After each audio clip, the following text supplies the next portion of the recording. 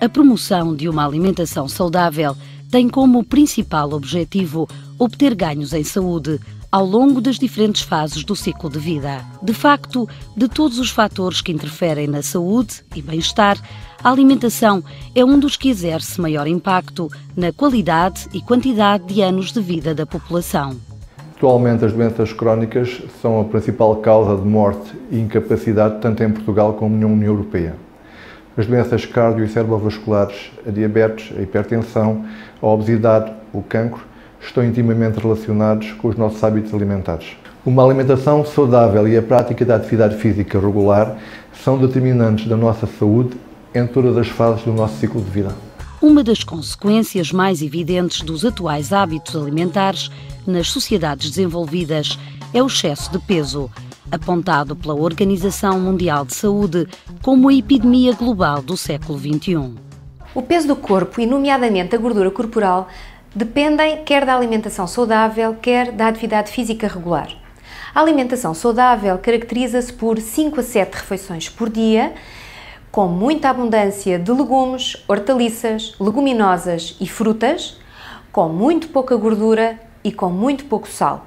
Por outro lado, a atividade física regular deve ser adaptada à idade, devendo ser de pelo menos 60 minutos para crianças e adolescentes e de pelo menos 30 minutos para os adultos.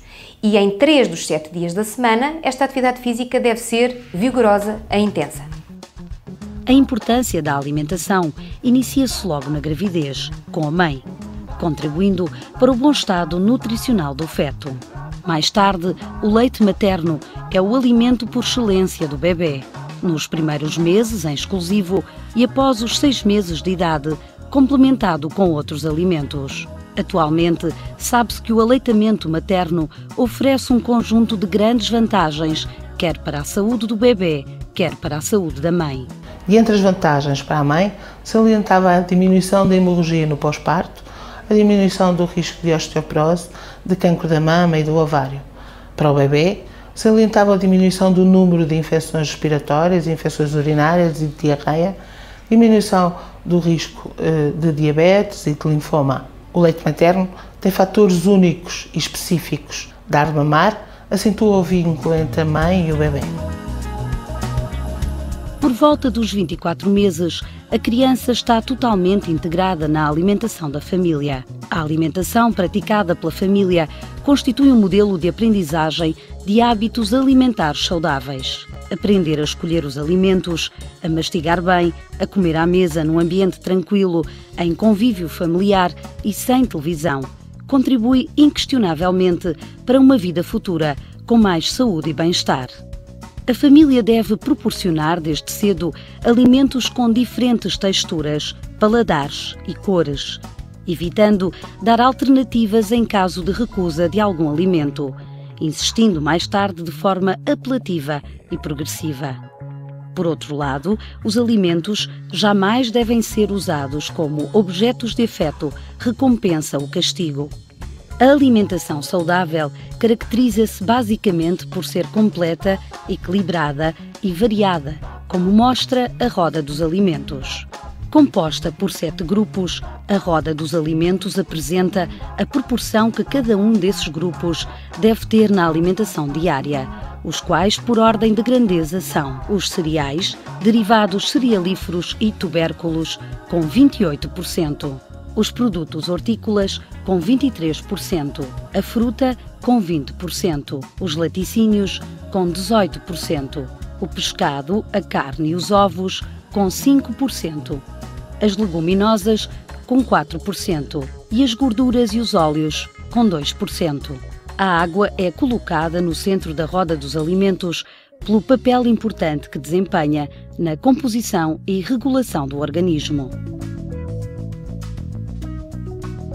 Os alimentos a ingerir durante o dia devem ser distribuídos de forma a que o intervalo entre as refeições não exceda as 3h30, que o jejum noturno seja limitado a um período nunca superior a 10 horas. É, pois, desejável fazer 5 a 7 refeições ao longo do dia: pequeno almoço, merenda da manhã, almoço, merenda da tarde, jantar e ceia. A distribuição equilibrada dos alimentos ao longo do dia melhora a capacidade física e intelectual, melhora a concentração, diminui a fadiga, a sonolência e a irritabilidade e, portanto, aumenta o rendimento escolar e a capacidade de trabalho. Fazer várias refeições ao longo do dia favorece ainda o controlo do mecanismo do apetite e da saciedade. Sempre que se passam demasiadas horas sem comer, acumula-se fome, correndo o risco de, na refeição seguinte, comer-se demais, muito depressa e com erros. Sobretudo porque se come o que mais apetece para matar a fome rapidamente. O pequeno almoço é uma refeição fundamental para quebrar o jejum noturno e iniciar o dia com energia. Deve ser tomado na primeira meia hora após levantar, em casa, à mesa e em família. Logo ao levantar ou a iniciar o pequeno almoço, há que beber água para responder às necessidades de hidratação do corpo. Um pequeno almoço saudável deve ser composto por fruta fresca da época, pão ou cereais, preferindo os pouco açucarados ou sem açúcar, e leite ou os seus substitutos com pouca gordura, conforme observamos nas seguintes equivalências. Grupo da fruta, grupo do pão e seus substitutos, grupo do leite e seus substitutos. Assim sendo, um pequeno almoço saudável pode assumir muitos formatos, cores e composições alimentares diferentes, recorrendo a um leque muito variado de alimentos, como mostram os exemplos seguintes: leite, pão com manteiga, creme de barrar ou azeite e fruta.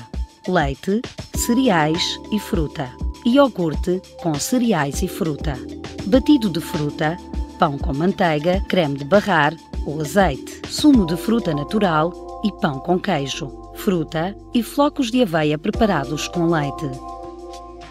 As merendas da manhã ou da tarde são importantes refeições entre o pequeno almoço e o almoço e entre o almoço e o jantar. Além de garantirem a manutenção de uma boa concentração e bom rendimento físico, ainda permitem uma boa gestão do apetite, prevenindo a acumulação de fome para a refeição seguinte. Estas refeições podem ser constituídas por mais ou menos alimentos, dependendo do número de horas que medeiam a refeição anterior e a seguinte. A título exemplificativo, aqui ficam algumas sugestões de merendas mais ricas. Fruta e sandes, fruta, leite ou iogurte e bolachas ou tostas, fruta, leite ou iogurte e sandes, leite ou iogurte e sandes, leite ou iogurte e cereais. E algumas sugestões de merendas mais leves. Leite ou iogurte e meia sandes, leite ou iogurte e bolachas ou tostas, fruta e leite ou iogurte, fruta e bolachas ou tostas, fruta, leite ou iogurte e bolachas ou tostas. Como entre o pequeno almoço e o almoço passam habitualmente menos horas, a merenda da manhã pode ser uma refeição mais leve do que a merenda da tarde, dado que habitualmente passam mais horas entre o almoço e o jantar. Sempre que o intervalo entre o almoço e o jantar for grande, isto é, superior a mais ou menos 7 horas, podem e devem ser feitas 2 merendas durante a tarde, uma mais rica e outra mais leve. Sempre que o intervalo entre a hora do jantar e a hora de deitar justifique, deverá ser feita uma ceia, sendo esta necessariamente leve e seguindo os exemplos anteriores. O almoço e o jantar devem ser sempre constituídos por sopa de produtos hortícolas, segundo prato e fruta. Relativamente às sopas de produtos hortícolas, vejamos algumas dicas do chefe. Temos aqui 6 tipos de sopa diferentes. Todas elas têm como base um ingrediente diferente. Neste caso, temos aqui as ervilhas, daí a cor verde. Neste segundo caso, predomina o alho francês, daí a cor mais branquiçada. Beterraba, fácil de identificar, um aspecto mais rosa ou avermelhado, como quiserem chamar. Por sua vez, aqui predomina o feijão manteiga. E nestes 2 últimos casos, aqui temos a cenoura, daí o aspecto laranjado. E aqui predomina o milho, fica com um aspecto mais amarelado. A proporção dos diversos ingredientes do segundo prato deve ter em conta as necessidades alimentares dos adultos e das crianças ou adolescentes. No segundo prato dos adultos, teremos a proporção de 50% com produtos hortícolas, crus em salada ou confeccionados, 25% com arroz, batata, leguminosas, massa, pão ou equivalentes e 25% com pescado ou carne ou ovo. No caso das crianças ou adolescentes, o segundo prato deve ser organizado de maneira a que os 3 tipos de ingredientes ocupem 3 partes iguais. Finalmente, integrada no almoço e jantar, a fruta deve ser fresca, variada e da época, podendo ser servida com alguma imaginação e criatividade. A culinária saudável vai buscar muitos dos seus ensinamentos à dieta mediterrânica. Destaca em particular as ervas aromáticas e o azeite, cujo consumo torna a nossa alimentação mais saudável e saborosa. O uso das ervas aromáticas permite realçar o sabor dos alimentos e reduzir a adição de sal, cujo consumo excessivo leva ao desenvolvimento de hipertensão arterial. Por outro lado, o azeite deve ser a gordura preferida para cozinhar e o seu consumo moderado ajuda a controlar os níveis sanguíneos de colesterol.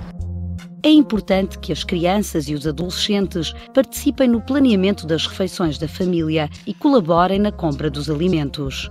Nesta tarefa, é imprescindível elaborar previamente uma lista com os alimentos necessários, preferindo os mais saudáveis, os nacionais e os da região.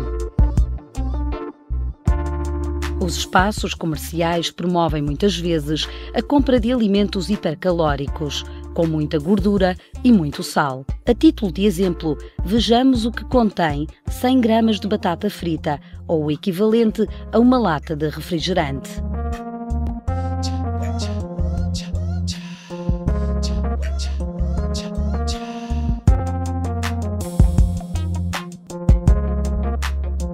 No que respeita à compra dos géneros alimentícios, é indispensável prestar atenção ao rótulo das embalagens, nomeadamente aos valores de açúcar, gordura, sal e calorias.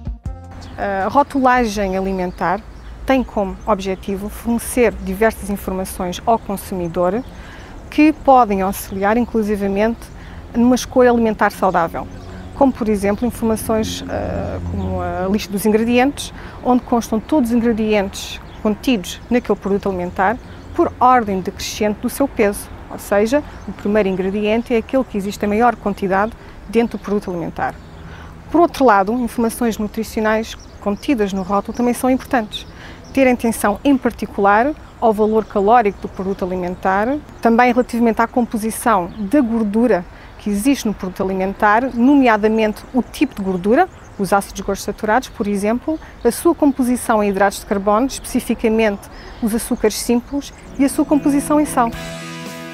Para além da alimentação saudável, a prática da atividade física regular, com a participação conjunta da família em atividades de lazer ativo, promove a saúde e o bem-estar de todos, com o grande benefício de educar os mais novos para um estilo de vida saudável.